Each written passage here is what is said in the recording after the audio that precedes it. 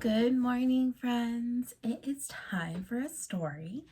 And today's story we've read before. It's called Matthew and Tilly by Rebecca C. Jones and Beth Peck. Do you remember which one's Matthew? What about Tilly? This is Matthew and this is Tilly, and they are friends. They live next to each other and they're friends. Let's see what happens with Matthew and Tilly. Maybe you remember this story and you can read along with me.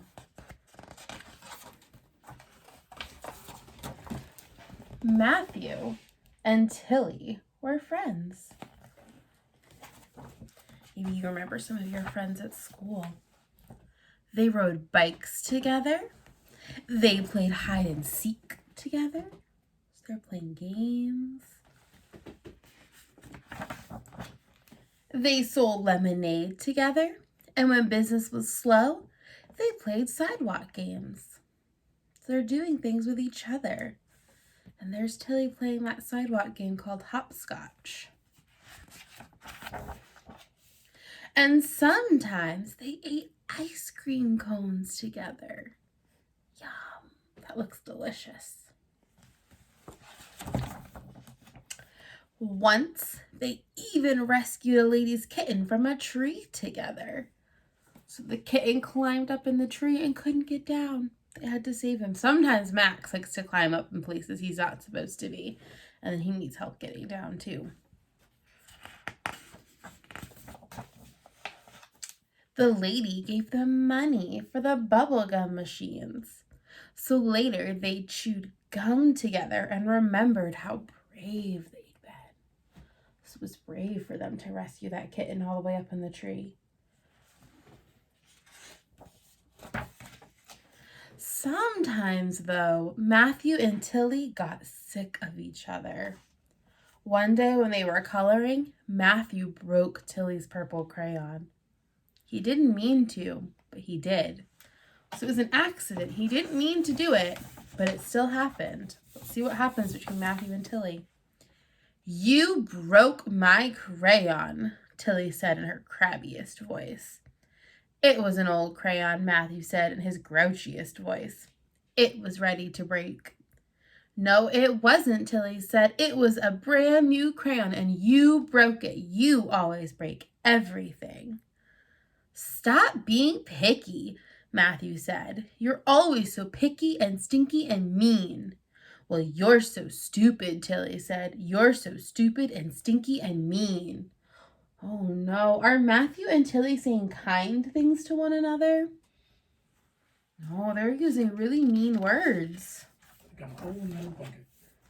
Yeah, they're taking out of each other's buckets, you're right. Matthew stomped up the stairs by himself. Tilly found a piece of chalk and began drawing numbers and squares on the sidewalk by herself. Upstairs, Matthew got out his cash register and some cans so he could play store. He piled the cans extra high and he put prices on everything. This was the best store he had ever made. Probably because that picky and stinky and mean old Tilly wasn't around to mess things up. But he didn't have a customer, and playing store isn't much fun without a customer. You need two people to play store. It makes it a lot more fun. Tilly finished drawing the numbers and squares. She drew them really big with lots of squiggly lines. This was the best sidewalk game she had ever made. Probably because that stupid and stinky and mean old Matthew wasn't around to mess it up. But she didn't have anyone to play with, and a sidewalk game wasn't much fun without another player.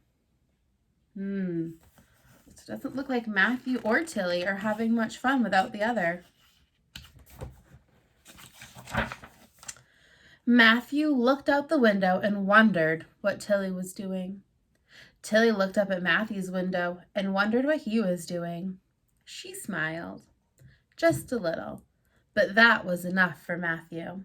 "I'm sorry," he called. "So am I," said Tilly. So Matthew, he's saying sorry to Tilly because he did break her crayon, even though it was an accident. And he said some not so kind things to Tilly.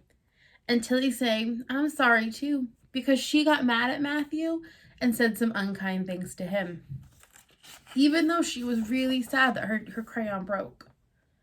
Matthew ran downstairs so they could play together again. So sometimes, friends, when you spend a lot of time with someone, you get sick of each other, or sometimes you're just like, this is too much. And you might get mad, and you might say things that are mean. But you have to remember, it's okay to be mad. It is not okay to hurt your friend's feelings. So you could say, I need a break. And then when you're feeling better, you can come back. All right, friends, have a great day. Bye.